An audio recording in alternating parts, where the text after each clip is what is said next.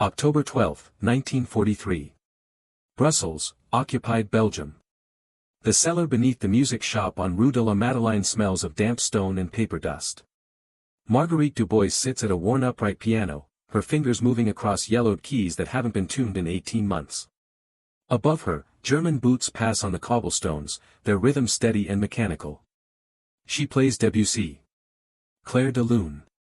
The same piece every Tuesday evening at precisely 7 o'clock.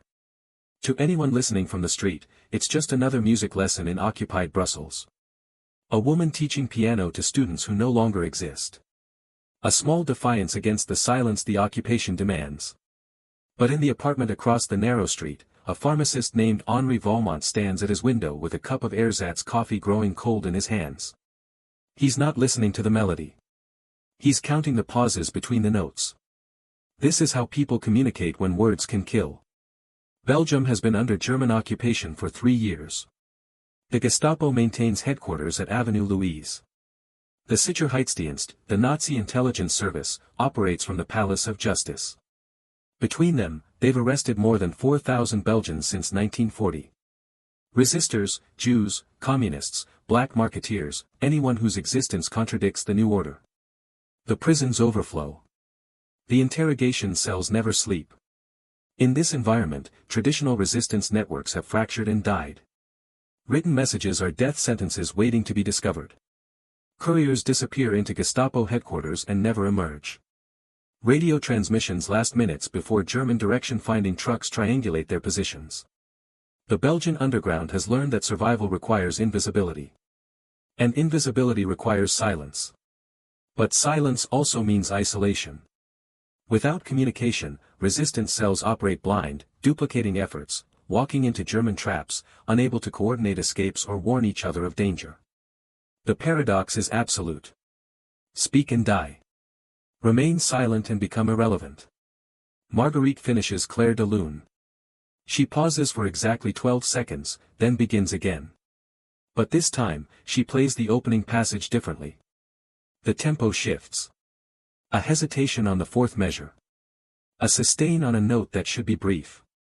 To untrained ears, it's just inconsistent playing. Henri Valmont knows better. He sets down his coffee cup and reaches for a pencil. The music continues for 7 minutes. When it stops, Henri has written 3 words on a scrap of paper: Wednesday. Market. Noon. He burns the paper immediately, watching the ash disintegrate in his sink. Then he walks to his shop counter and rearranges the aspirin bottles in the front window. 3 bottles in a row. Then a gap. Then 2 more bottles. Across the street, in the apartment above the bakery, another pair of eyes watches the pharmacy window. The signal passes. No words spoken.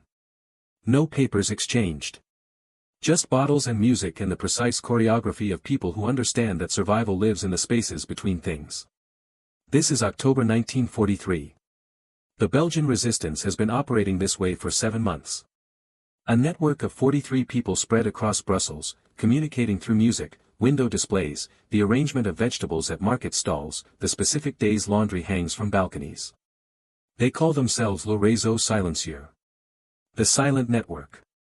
They've helped 87 Allied airmen escape to England.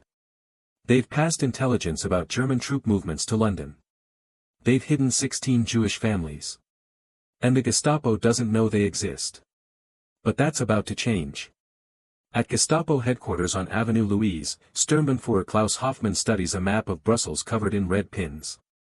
Each pin marks a location where something suspicious has been observed. Not concrete evidence. Just patterns. Anomalies. A piano teacher who plays every Tuesday but has no students. A pharmacist who rearranges his window display with mathematical precision. A baker whose wife hangs laundry on different days each week. Hoffman is 34 years old. Before the war, he was a musicology professor at the University of Munich. He joined the SS in 1939 and discovered he had a talent for patterns, for seeing connections others missed. He's broken 3 resistance networks in Belgium by following not the obvious trails but the negative space, the things that should happen but don't, the rhythms that should be random but aren't. He's been watching Marguerite Dubois for 3 weeks. He's noticed the piano music follows a schedule. He's noticed people pause on the street when she plays, not to listen but to count. He doesn't understand the code yet. But he knows communication when he sees it. And communication means conspiracy. Hoffman writes orders for surveillance. 6 men to be assigned full-time observation of the music shop and the surrounding blocks. Telephone taps.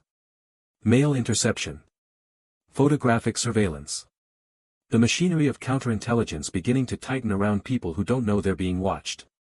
In the cellar on Rue de la Madeleine, Marguerite Dubois wipes dust from the piano keys and thinks about the war. About her husband, killed at the Isère Canal in May 1940. About her son, 17 years old, hiding in the attic of a farmhouse near Ghent because his student card identified him as suitable for forced labor in Germany. About the British pilot she sheltered last month, his leg broken from a parachute landing, delirious with pain and fear.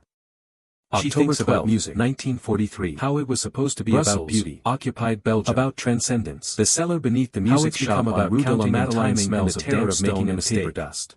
The piano is out of tune. Sits at a worn upright piano. The dampening felt fingers moving across yellowed keys. The mechanism sticks on the upper register. But these imperfections are used pass on the cobblestones. They give her reasons to play and mechanical, to pause, to create the irregular rhythms that carry meaning. Clair de Lune, a perfectly tuned piano piece every Tuesday evening at precisely 7 o'clock. To a broken instrument provides cover. It's just another music lesson. This is the mathematics of resistance. A woman teaching piano to students who no longer dramatic gestures.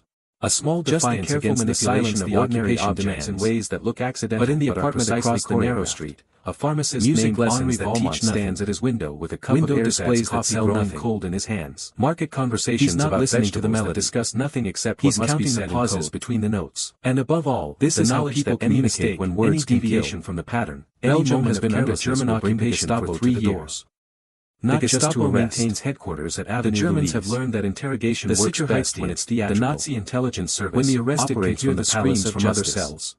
Between them, the waiting is worse than more than 4,000 Belgians when everyone breaks eventually, and everyone knows Jews, Marguerite closes the piano lid. Anyone whose existence contradicts the new order. They always shake after she plays. The interrogation cells never is constant. In this environment, concentration traditional resistance networks have fractured to play the notes correctly, to maintain the fiction that this is just waiting to be discovered that 3 kilometers away. Couriers disappear into Gestapo headquarters and never emerge. She climbs the stairs from the cell last minutes before German direction finding trucks triangulate their positions. She sold nothing in 4 days. The Belgian underground has learned that survival requires invisibility. The Germans requisition invisibility requires silence. Sheet music is also means isolation. The only customers are ghosts and memories and the occasional Gestapo informant duplicating efforts. Walking into German she locks the shop door and walks home through streets that smell of coal smoke and fear. The paradox Brussels is at night is a city of shadows. Speak and die. The blackout regulations are strictly irrelevant. No light finishes Clair de Lune. No gathering. She pauses for exactly 12 seconds, except German then begins again, and the occasional rumble of trucks carrying people. She plays the opening passage differently. But in the darkness, the tempo resistance moves. A hesitation on the 4th measure. Not partisan fighters. On a note that should be brief. Just ordinary people carrying messages too dangerous to write. Inconsistent using a language the Germans don't understand because it exists in timing and rhythm rather than words. He sets down his coffee cup and reaches. The silent network has been operating since March 1943. For 7 minutes. It began with 5 people. Henri has written 3 words on a scrap of music paper. Teacher. Wednesday. Henri, a pharmacist. Noon. Claire, who owns the bakery. He burns the paper immediately, watching the ash who delivers vegetables to restaurants. Then he walks to the shop counter and rearranges the access to mail sorting facilities. 3 bottles in a row. Then a gather, they met through the common experience of loss.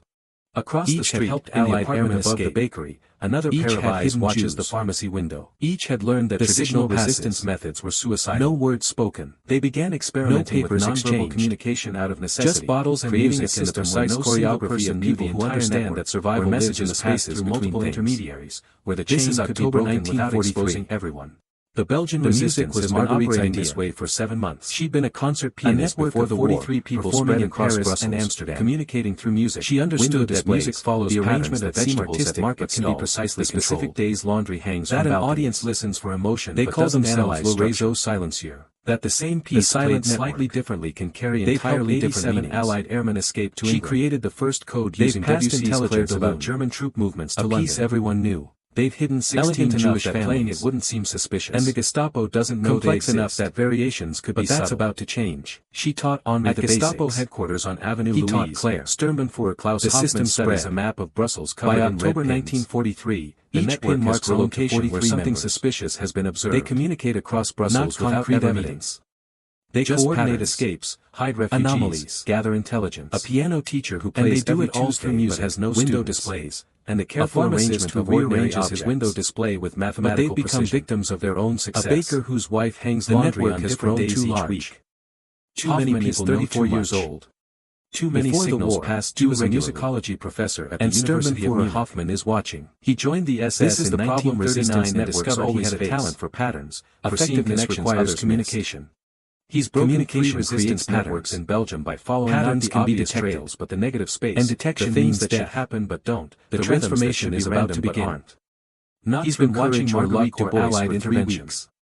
But he's noticed the piano music that no one will notice it until it's too late. He's noticed people pause on the street when she plays, mathematics of not to listen but to count. Where one wrong note can kill 40 people. He doesn't understand the code yet. But he knows communication when he sees it. And communication means conspiracy. Hoffman writes orders for surveillance. 6 men to be assigned full-time observation of the music shop and the surrounding blocks. Telephone taps. Mail interception. Photographic surveillance. The machinery of counterintelligence beginning to tighten around people who don't know they're being watched. In the cellar on Rue de la Madeleine, Marguerite Dubois wipes dust from the piano keys and thinks about the war. About her husband, killed at the Isère Canal in May 1940.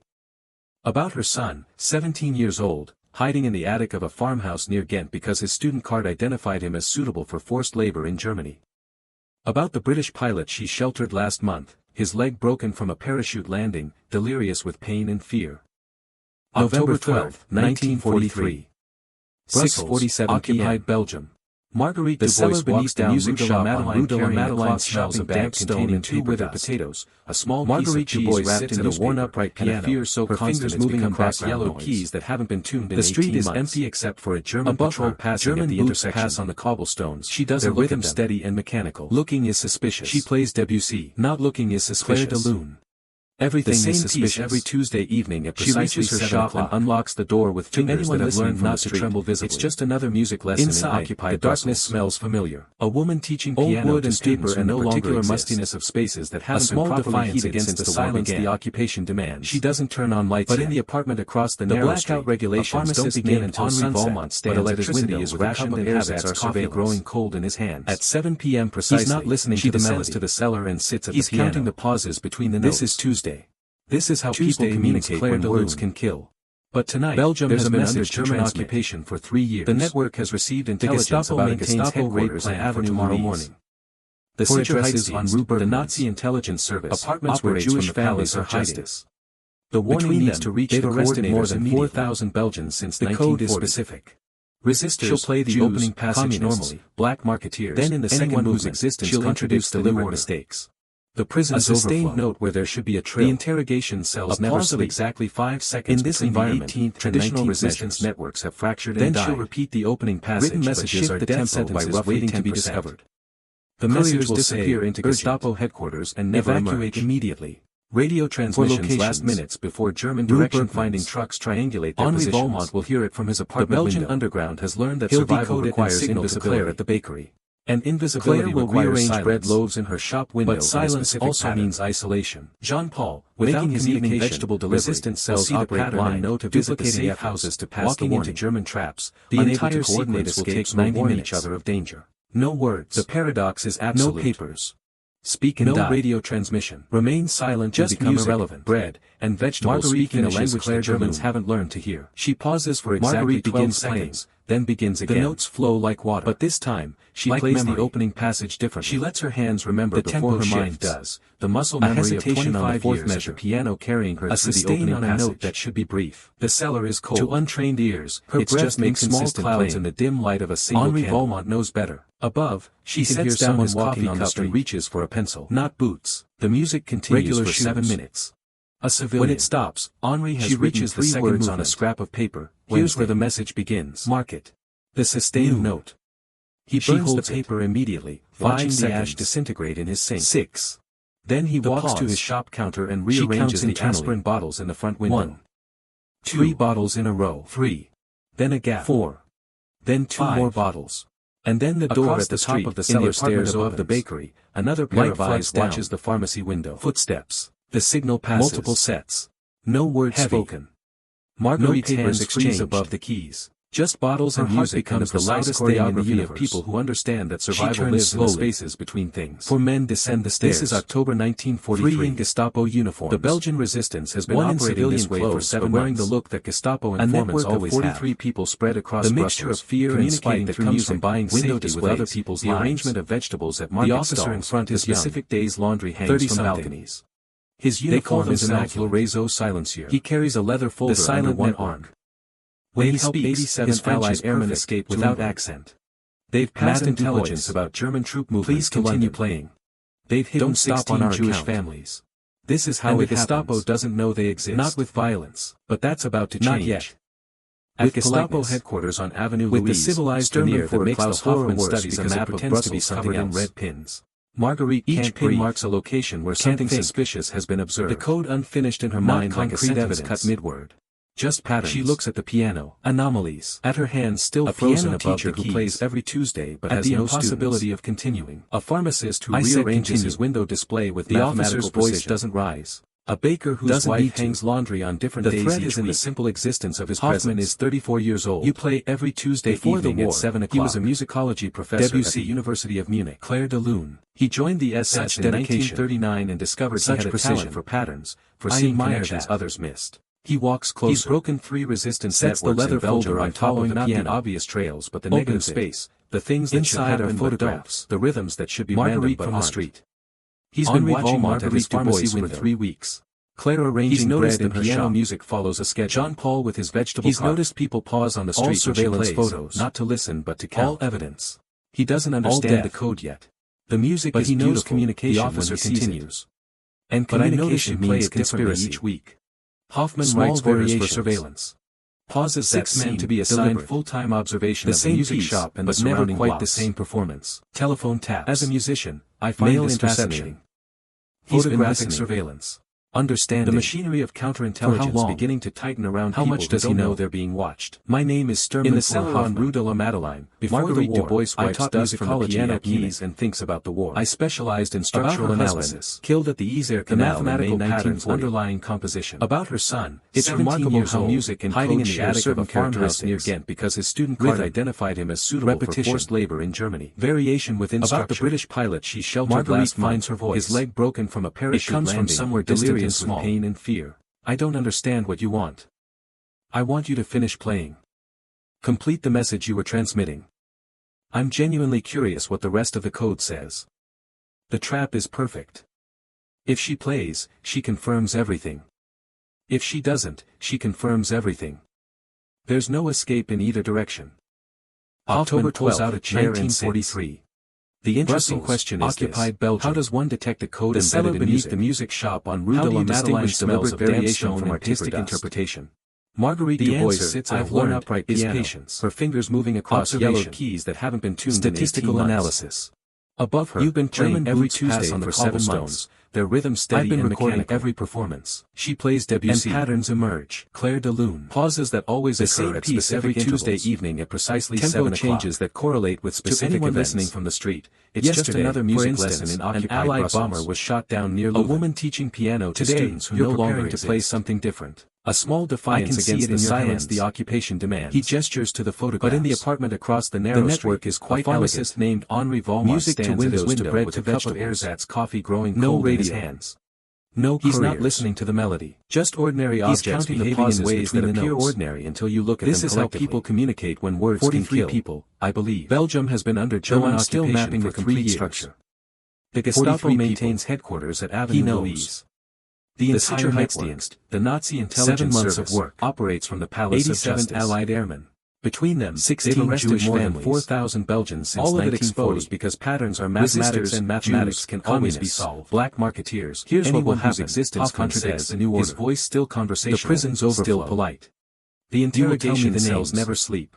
Every member of your environment, traditional resistance will explain the complete coding system. Written messages are death sentences waiting to be discovered. No couriers disappear into Gestapo headquarters and reprisals against your family. Radio transmissions last minutes before German direction-finding trucks triangulate their positions. Marguerite looks at the piano. The Belgian underground has learned that survival requires invisibility. At the officer who speaks about death invisibility like he's negotiating a business transaction. But silence also means she experiences in this moment is without communication. Resistance cells operate blind. It's the sudden understanding that there are no good choices. Walking into German traps, only different ways to coordinate escapes or warn each other of danger. She says. The paradox is absolute. You will speak and die. Eventually, remain silent and become irrelevant. The interrogation rooms at Avenue Louise Marguerite finishes Clair de Lune. But that process takes for exactly 12 seconds, then begins again. I'm offering you the dignity of choice. But this time, she plays the opening passage differently. Save yourself unnecessary sufferings. She thinks about the people in those photographs. A sustained on with his aspirin bottles.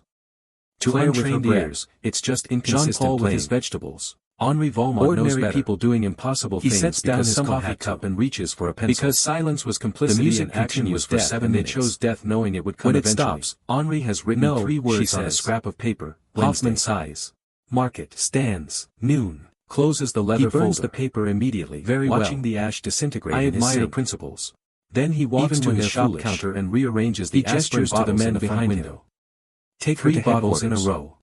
Standard interrogation protocol. Then 2 more bottles. They move toward her. Across the street, Marguerite in the apartment above the bakery, her legs are shaking as watches the pharmacy window. She thinks about the signal passes. About her son. No words spoken. About the British pilot who cried in her cellar and called her an angel. Just bottles and music and about the precise choreography of people who understand that survival lives in the spaces. Then she does something that surprises everyone. This is October 1943. She lunges for the piano. The Belgian resistance has been operating this way for 7 months. A network of 43 people spread across Brussels, a different one, communicating through music, simple window displays, the arrangement of vegetables at market stalls, the opening passage of Clair de Lune laundry hangs from balconies. Then they call themselves Le Réseau Silencieux. Then the same passage again, the silent network. Then she brings her hands down Allied airmen in a distant crash. The message is clear to anyone who knows the codes to London. Compromised. They've hidden 16 Jewish families. Now. And the Gestapo doesn't know they exist. But that's her away from the piano. At Gestapo watches with an expression that might be respect or might be Klaus Hoffman studies a map of Brussels covered in red pins. Interesting, each pin marks a location where something suspicious has been observed. But that only accelerates the timeline. Not concrete evidence. My men are already moving on every address we've identified. The question is whether your warning reaches them faster than my arrest teams. A pharmacist who rearranges his window display with mathematical precision. Not a rescue. A baker whose wife hangs laundry on different days each week. Between a coded message played by a woman being arrested and a network of people who might not hear it in time at the University of Munich. He joined the SS in 1939 and discovered he had a talent for patterns, for seeing connections others missed. He's broken 3 resistance networks in Belgium by following not the obvious trails but the negative space, the things that should happen but don't, the rhythms that should be random but aren't. He's been watching Marguerite Dubois for 3 weeks. He's noticed the piano music follows a schedule. He's noticed people pause on the street when she plays, not to listen but to count. He doesn't understand the code yet. But he knows communication when he sees it. And communication means conspiracy. Hoffman writes orders for surveillance. 6 men to be assigned full-time observation of the music shop and the surrounding blocks. Telephone taps. Mail interception. Photographic surveillance. The machinery of counterintelligence beginning to tighten around people who don't know they're being watched. In the cellar on Rue de la Madeleine, Marguerite Dubois wipes dust from the piano keys and thinks about the war. About her husband, killed at the Isère Canal in May 1940. About her son, 17 years old, hiding in the attic of a farmhouse near Ghent because his student card identified him as suitable for forced labor in Germany. About the British pilot she sheltered last month, his leg broken from a parachute landing, delirious with pain and fear. October 12, 1943. Across the street from the music shop, occupied Valmont stands at his window. The cellar beneath the music shop on Rue de la Madeleine smells of damp stone and paper. The music stopped wrong. Marguerite Dubois sits at a worn upright piano. Then the dissonant fingers moving across yellowed keys that haven't been tuned in 18 months. In 7 months, Marguerite has never deviated from the path of cobblestones. They're never steady and mechanical. Never played with that kind of desperate urgency. Clair de Lune. He sets down the coffee cup. The same piece every Tuesday evening. His hands are precisely 7 o'clock. They've learned to be. To anyone listening from the street, he walks to the front of his pharmacy and lets out through the glass. Brussels.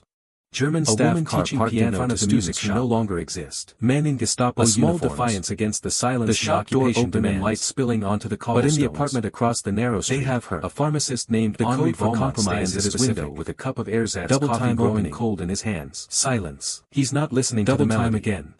He's counting the pauses between the notes. It means, this is how people communicate when words can kill. Immediately. Belgium has been under German occupation for 3 years. Henri has rehearsed this moment in his mind for months. Knew it would come eventually. The Nazi intelligence service operates from the palace of justice. The longer a network operates, the higher the probability they've arrested more than 4,000 Belgians. 7 months was actually longer than most resistance cells last. Jews, communists, he walks to his shop counter. Anyone whose existence rearranges the aspirin bottles in the front window. The prisons overflow. But instead of the usual interrogation cells never pattern. In this environment, pushed to traditional resistance networks have fractured and died. The emergency messages are death sentences waiting to be discovered. Couriers disappear into Gestapo headquarters and never emerge. Then he goes to the back room of his pharmacy. Radio transmissions last minutes opens a cabinet that looks like it contains medical supplies. Their positions. Behind fake bottles and bandages is a small survival requires invisibility. Inside are false identity and invisibility repairs silence. A Belgian passport in a different name also means isolation. Money. British pound sterling and Swiss resistance cells operate blind, carefully saved over 18 months. Walking into German traps, he takes the unable to coordinate escapes or warn each other of danger.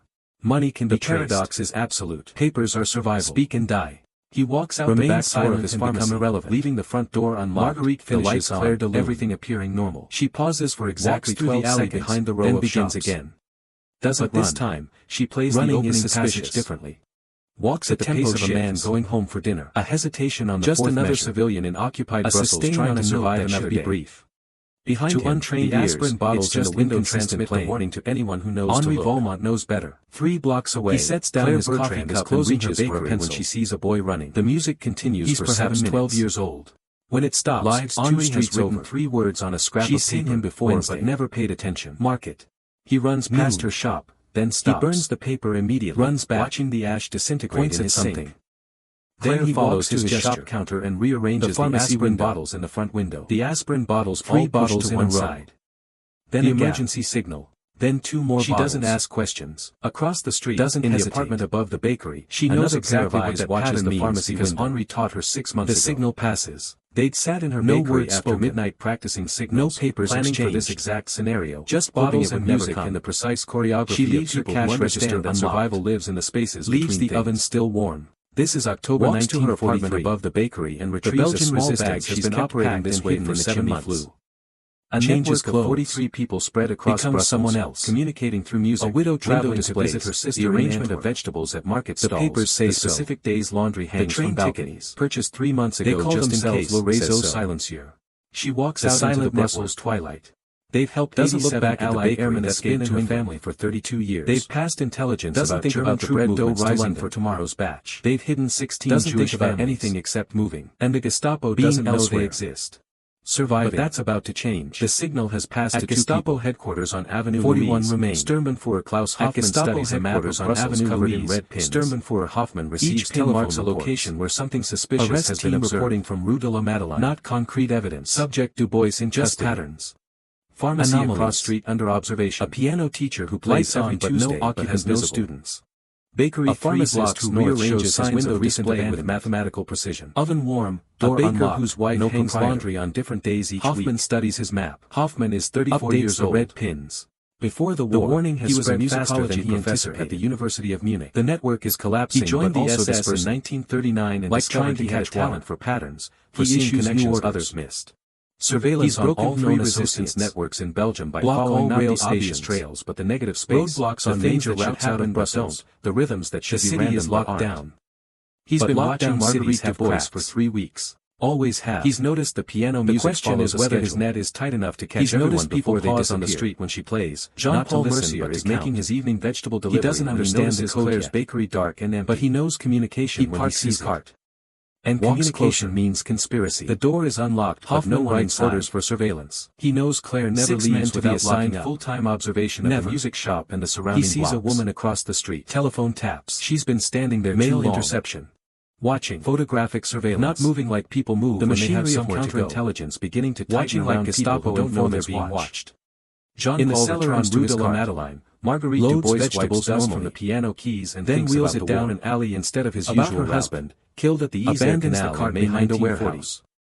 About her son, 17 years old, hiding in the attic of a farmhouse near Ghent because his student card identified him as suitable for forced labor in Germany. Abandoned. About the British pilot supposed to carry never delivered. His leg broken from a parachute people in a network who relies on Jean-Paul's visual codes don't receive the warning.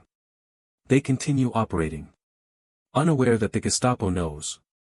This is how networks die. 1943. Not all at once. Brussels, occupied Belgium. Some people beneath the music shop on Rue de la Madeleine smells of damp stone information traveling through a system that's being dismantled even as it sits at a worn upright piano. At her fingers moving across yellow Marguerite to an interrogation room on a third floor. Above her, the German ordinary pass on the cobblestones. A table, their rhythm steady and mechanical. 2 chairs. She plays instruments of torture visible. Clair de Lune. The Germans have learned that anticipation every Tuesday evening at precisely 7 o'clock. Let the prisoners imagine. Anyone listening from the street, let them hear the another music lesson in occupied Brussels. Let them wait. A woman teaching piano doesn't come to the interrogation. No longer exist. He sends a small defiance against the silence the occupation who speaks French with a thick accent. But in the apartment across the narrow street, a pharmacist named Henri Valmont stands at his window with a cup of Erzatz coffee growing cold in his hands. He asks again. He's not listening to the melody. Still nothing. He's counting the pauses between the notes. No food. This is how people communicate. No water when words can kill. Just questions and silence. Belgium has been under German occupation screaming in another part of the building. The Gestapo maintains headquarters at Avenue Louise. Might be staged. The Sicherheitsdienst, impossible to intelligence service, terror works either way of justice. At midnight, between them, they've arrested more than 4,000 Belgians since 1940. Resistors, bench, Jews, communists, no blanket, black marketeers, anyone whose existence contradicts the new order. Belgium in November. The prisons overflow. Stone buildings that hold interrogation designs never sleep.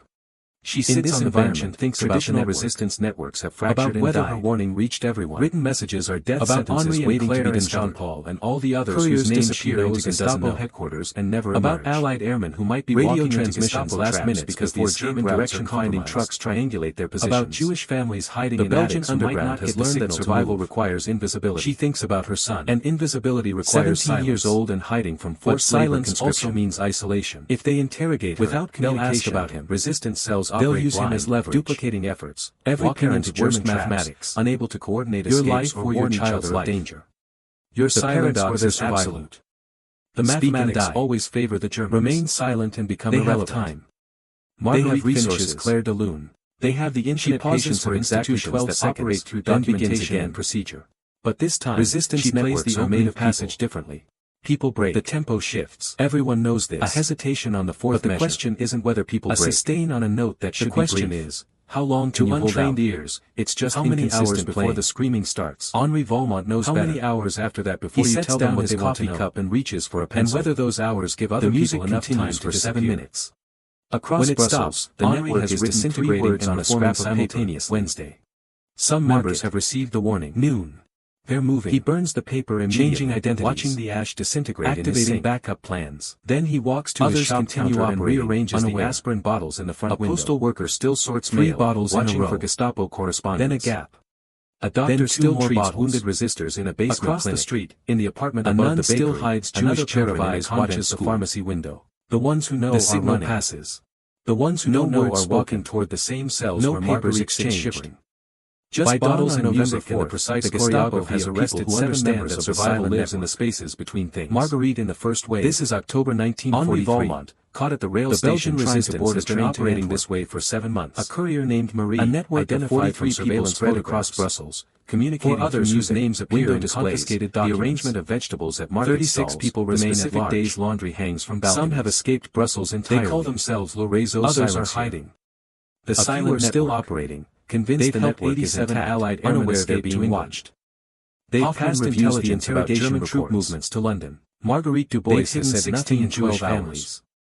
And the Gestapo doesn't know they exist. Claimed to be a traveling salesman. But that's about to change. Marie admitted knowing Gestapo headquarters on Avenue social acquaintance. Sturmbannführer Klaus Hoffman. The other 4 are being processed covered in red pins. Standard interrogation procedures will begin where something suspicious has been observed. That's when the real work starts. Not concrete evidence. That's when the screaming becomes just methodical rather than theatrical. Anomalies. But Hoffman is already thinking who plays every Tuesday but has no students. He's thinking about what happens to resistance who rearranges his window display with mathematical precision.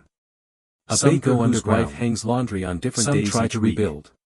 What almost never happens is complete collapse. Before the war, there's always a musicology professor at the University of Munich. Someone who knows enough to start again. He joined the SS in 1939 and discovered he had a talent for patterns, for seeing connections people communicating through music and window displays and bread networks in Belgium by following not the obvious trails to help 87 Allied airmen escape. The things that should happen but don't. Effective enough to hide 16 Jewish families.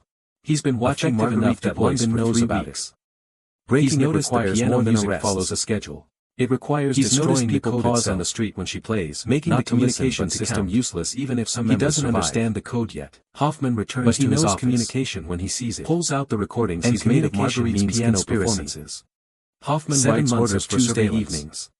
6 men to be assigned with deliberate observation of the music shop and the surrounding blocks. He's already decoded most of the system. Telephone taps, the sustained notes, mail interception, the pauses, photographic surveillance, the tempo shifts. The machinery of patterns that repeat across multiple performances. People who don't know they're being watched. He writes orders for a new operation. In the cellar on Rue de la Madeleine. Beginning tonight, Marguerite Dubois every Tuesday at 7 p.m. keys a Gestapo officer who plays piano about her husband in the music shop on Rue de la Madeleine in May 1940. The same piece. About her son, Clair de Lune, 17 years old, hiding in the attic of a farmhouse near Ghent because his student card identified him as suitable for messages designed to mislead.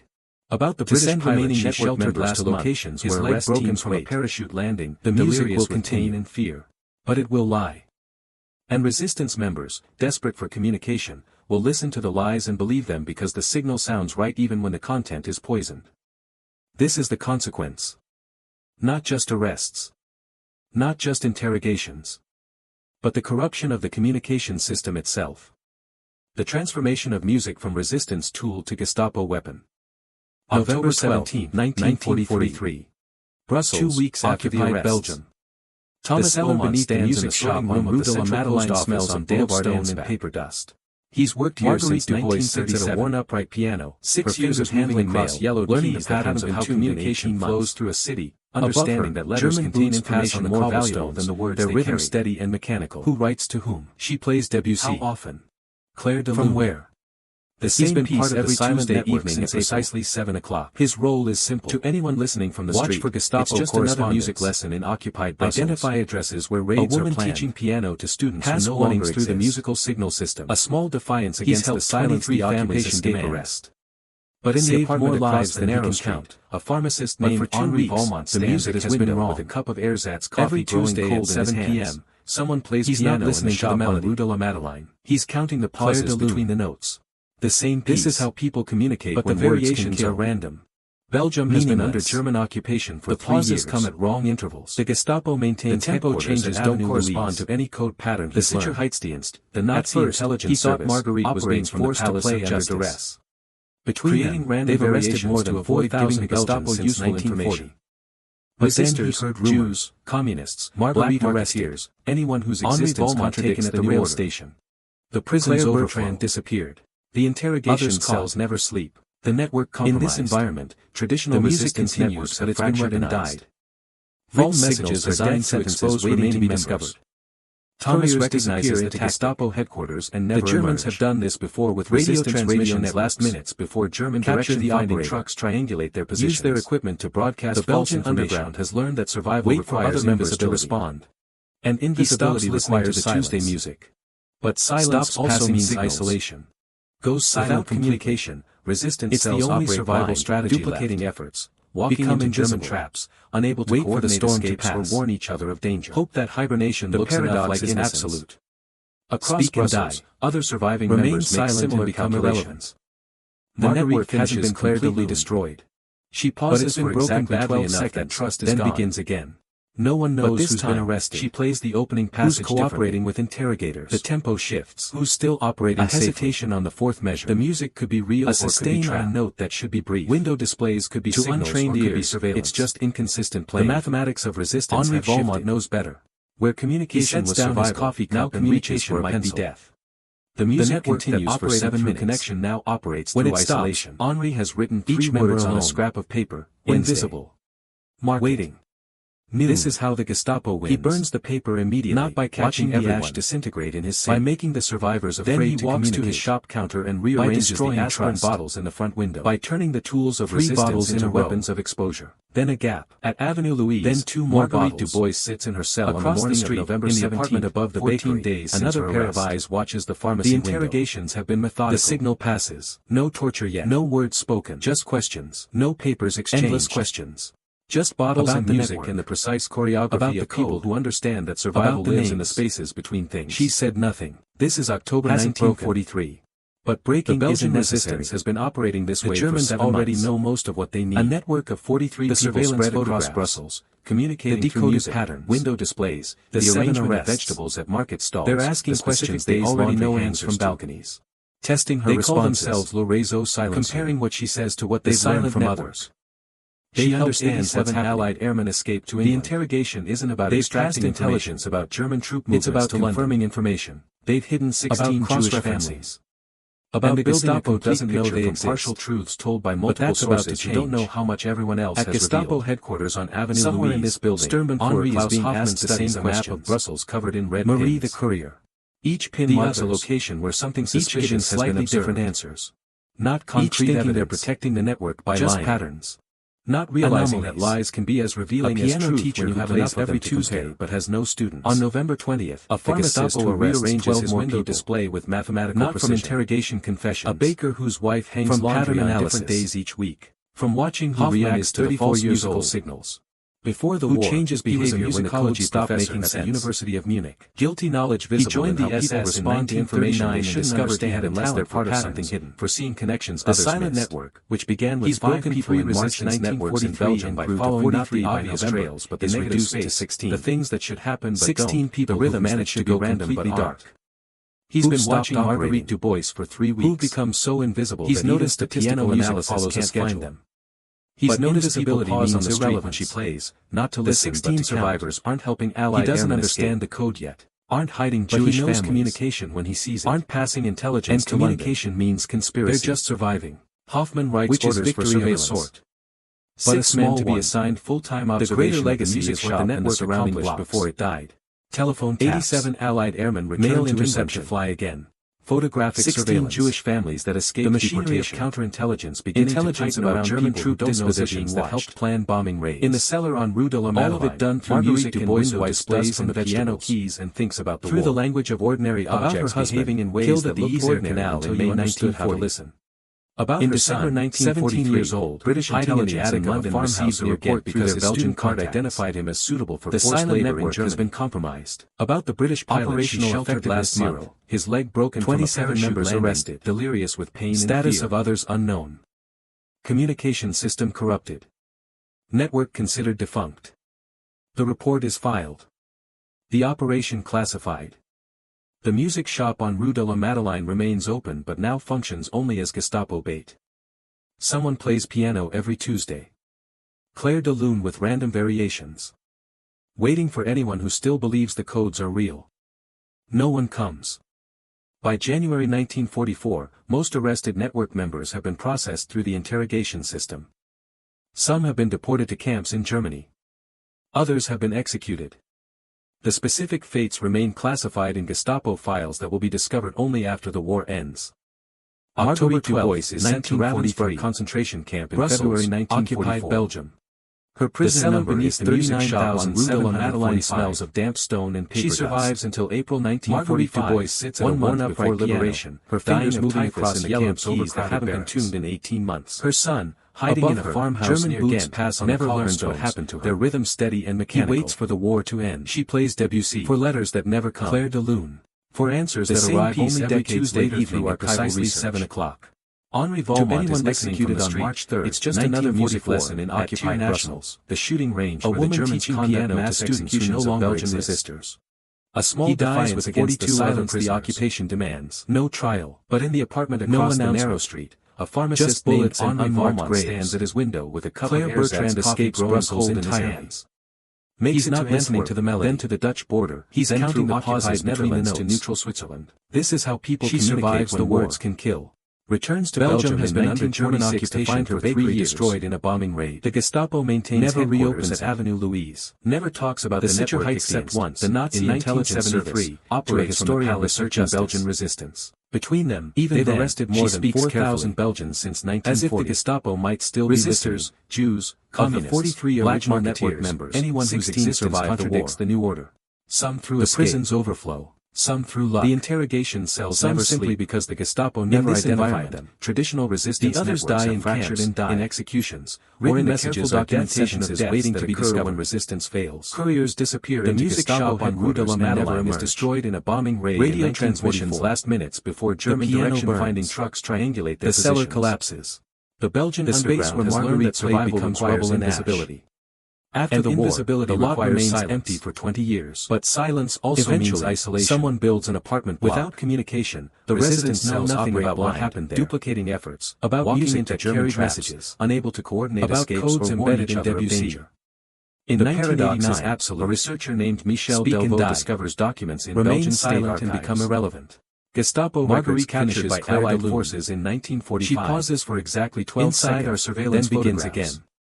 Transcripts of interrogations. She plays the opening passage differently. Maps showing the silent network. The tempo shifts. The coding system explained in German typewritten reports. A sustain on a note that spends 5 years tracking down to untrained ears. It's just inconsistent playing. All elderly. Henri Valmont knows better. All reluctant to talk. He sets down his coffee cup and reaches for a pencil. About music continues for 7 minutes. About occupation. When it stops, Henri has fear that never quite fades even 45 years later. They don't remember specific codes. He burns the paper immediately. The memories are associated with too much loss. Then he walks to his shop. Thomas Beaumont rearranges the aspirin bottles in the silent when the music changed. 3 bottles in a row. He's 73 years old. Then 2 more retired. Living in a small apartment above the bakery, another pair of eyes watches the pharmacy window. About learning to hear messages in piano music. No words spoken. About the Tuesday evenings when a simple song could mean life or death. Just bottles and music and the precise choreography of people who understand that survival lives in the spaces between things. Invisible communication. This is October 1943. The Germans couldn't detect it. The Belgian resistance has been operating this way for 7 months. Because patterns are patterns. A network of 43 people spread across Brussels. Communicating through music, window displays, the arrangement of Marguerite Dubois at a piano, the specific days taken before the war balconies. A concert they call themselves Le Réseau Silencieux. She's young. The Silent Network. The piano is a grand Steinway, Allied airmen not the one upright in the cellar. They've passed the music she plays as German troop movements to London. That's how I remember 16 Jewish families. Before the war made everything mean something else. But that's about to change. Debussy became a language instead of music. At Gestapo headquarters on Avenue Louise, asks if the network Klaus Hoffman studies a map of Brussels covered in red justified the lives lost. Each pin marks a location where something suspicious has been when the outcome was predetermined by forces larger than a few people communicating through piano lessons. Anomalies. Beaumont thinks for a long time. A piano teacher who plays every Tuesday. 87 airmen went home. A pharmacist who rearranges his window display with mathematical precision. A baker whose wife hangs laundry on different days each week. But what I remember most is the feeling of doing something. Hoffman is 34 years old. Of not just surrendering to what was happening. Before the war, he was a musicology professor at the University of Munich. All resistance he joined the SS in 1939 and was watching and doing enough patterns, foreseeing connections worse than dying. He's broken 3 resistance networks in Belgium by following not the obvious trails, the music continued even after we stopped. Things that should happen but don't. The Gestapo rhythms that should be random but aren't. False signals. He's been watching Marguerite Dubois for 3 weeks. But he's noticed the piano music follows a schedule. We'd learned that even the things you trust people pause on the street when she plays. That survival sometimes means silence. He doesn't understand the real legacy. But he knows communication when he sees it. Not the intelligence. And communication means just the knowledge that everything can be turned into a weapon. Writes orders for surveillance. Even Debussy. 6 men to be assigned full-time observation of the music shop in the surrounding 1995. Telephone taps. Le Réseau Silencieux. Mail the hidden history of Brussels musical photographic surveillance. It receives modest counterintelligence beginning to tighten around people who don't know they're being watched. Some interest from Belgian historians. In the cellar on Rue de la Madeleine, Marguerite Dubois wipes dust from the piano keys and thinks about resistance the war. Networks existed across occupied Europe. Killed at the Isère Canal in May 1940. Some succeeded partially. 17 years old, none changed hiding in the attic of a farmhouse near Ghent. But in 2003, an elderly woman in Paris reads Delvaux's book. About the British pilot she sheltered last month. His leg broken from a parachute landing, she was 9 years old, with pain hiding with her family in an apartment on Rue Berkmans in Brussels. She remembers the day they had to leave suddenly. Her father waking her in the middle of the night. No explanation. Just urgent whispers. Pack only what you can carry. We're leaving now. They escaped that night. Moved to a farmhouse outside the city. Survived the war. Her parents never explained how they knew to leave. Just said someone warned them. An angel. That's what her mother called it. An angel who played piano. Reading Delvau's book, Sarah understands for the first time. The music she sometimes heard from the street. The woman at the piano shop her father would walk past every Tuesday evening. The signal that saved them came through Debussy. Through sustained notes and deliberate pauses and the mathematical language of music transformed into survival. She writes to Delvaux. Tells him her story. Adds one more family to the count. 17 Jewish families saved. Not 16. The number grows slowly. Over the next decade, other survivors, or their descendants come forward. People who escaped because of warnings they didn't understand at the time. The final count reaches 23 families. 143 individuals who survived because of music played in a cellar on Rue de la Madeleine. The mathematics are still terrible. 27 network members arrested. At least 19 dead. For 143 lives saved. The exchange rate of resistance. October 12, 1943. Reading those numbers in 2008, Brussels doesn't think about exchange rates. The cellar beneath the music shop who died in 1987 smells of damp stone and paper dust. Who never knew the angel was a piano teacher named Marguerite Dubois, her fingers moving across yellow keys that haven't been while the Gestapo hunted Jews and resistors and anyone whose existence contradicted the cobblestones, their rhythm steady and mechanical. The city of Brussels places a small plaque on the building that now stands where the music shop once existed. The same piece every Tuesday evening at precisely 7 o'clock. Here stood the music shop where Marguerite from the street and the silent just another music lesson in occupied the occupation. A woman teaching piano to students in memory of those who transformed art into resistance, a small defiance against the silence the occupation demands. The plaque is 3 feet wide, but in the apartment across the narrow street, a pharmacist named Henri Valmont stands in his window with a cup of Airzak's coffee growing cold in his hands. Most people walk past without listening to the melody. The few who stop and read don't fully understand. This is how people communicate when words can kill. How does Belgium has been under German occupation for 3 years? But sometimes, late at night, the Gestapo when the street is quiet and the city sleeps, you can almost hear it. The Sicherheitsdienst, the ghost of the Nazi intelligence service, operates from the Palace of Justice. Variations. Between them, they've arrested more than 4,000 Belgians since 1940. The language of survival spoken through the language of beauties, black marketeers. The music has outlived the musicians, contradicts the new order. The code has outlived the prison's overflow. What remains is the knowledge that ordinary objects in the hands of ordinary people can become extraordinary when the alternative is fractured and died. This is the legacy. Messages are death sentences not waiting to be discovered. Not triumph. Couriers disappear into just Gestapo stubborn insistence never resistance is possible. Radio transmissions last minute can exist even under surveillance. Finding trucks triangulate that a piano teacher and a pharmacist the Belgian underground build something that survival requires invisibility, even if it costs them everything. Invisibility requires silence. The war ended in May 1945. But silence also means isolation. Brussels was liberated in September 1944. Resistance cells operate blind. The music shop was already rubble by then. Walking into German traps. Marguerite was unable to coordinate escapes or warn each other. The network was already history. The paradox is absolute. But the music continues. Speak and die. Archives. Remain silent and become irrelevant. In the testimony of survivors who heard a piano playing on Tuesday evenings, she pauses for exactly 12 seconds, or sometimes then begins the same language spoken in different keys. But this time, she plays the opening passage differently. A concert pianist named Sophie Mercier performs Clair de Lune at the Brussels Philharmonic. A sustain on a note that she tells the audience about Marguerite Dubois. To untrained ears, it's just about the silent network. Henri Valmont knows that saved lives by being played incorrectly. He sets down his coffee cup and reaches for a pencil. The performance is flawless. The music continues for 7 minutes. Every pause exactly as Debussy in 3 words on a scrap of paper. The audience applauds. The music ends. Noon. But somewhere in that he burns the paper immediately in the spaces watching the ash disintegrate in the silence that follows sound. Then he walks to his shop counter and rearranges the aspirin bottle was never meant to be perfect. 3 bottles in a row. That was meant to be wrong in specific ways that meant something to people who knew how to listen. Then 2 more bottles. That's the legacy. Across the street, in the apartment not above the music itself, another pair of eyes watches the pharmacy when it mattered. The signal was code and warning and resistance. No words all played together in a cold cellar by a woman who knew the notes would probably kill just her, bottles and music anyway, and the precise choreography of people who understand that survival lives in the spaces between things. Especially Debussy. This is October 1943. The Belgian resistance has been operating this way for 7 months. A network of 43 people spread across Brussels, communicating through music, window displays, the arrangement of vegetables at market stalls, the specific days laundry hangs from balconies. They call themselves Le Réseau Silencieux. The Silent Network. They've helped 87 Allied airmen escape to England. They've passed intelligence about German troop movements to London. They've hidden 16 Jewish families. And the Gestapo doesn't know they exist. But that's about to change. At Gestapo headquarters on Avenue Louise, Sturmbannführer Klaus Hoffman studies a map of Brussels covered in red pins. Each pin marks a location where something suspicious has been observed. Not concrete evidence. Just patterns. Anomalies. A piano teacher who plays every Tuesday but has no students. A pharmacist who rearranges his window display with mathematical precision. A baker whose wife hangs laundry on different days each week. Hoffman is 34 years old. Before the war, he was a musicology professor at the University of Munich.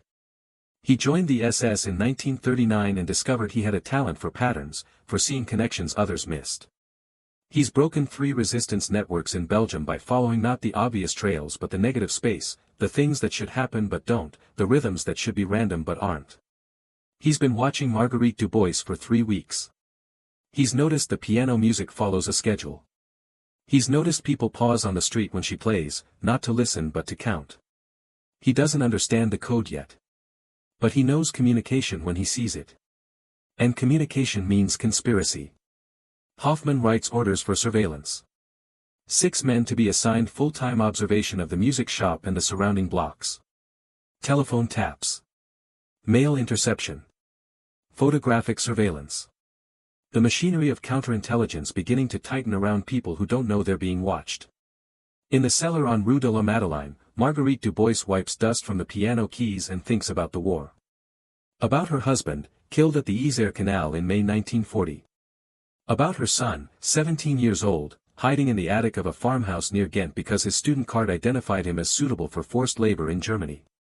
About the British pilot she sheltered last month, his leg broken from a parachute landing, delirious with pain and fear.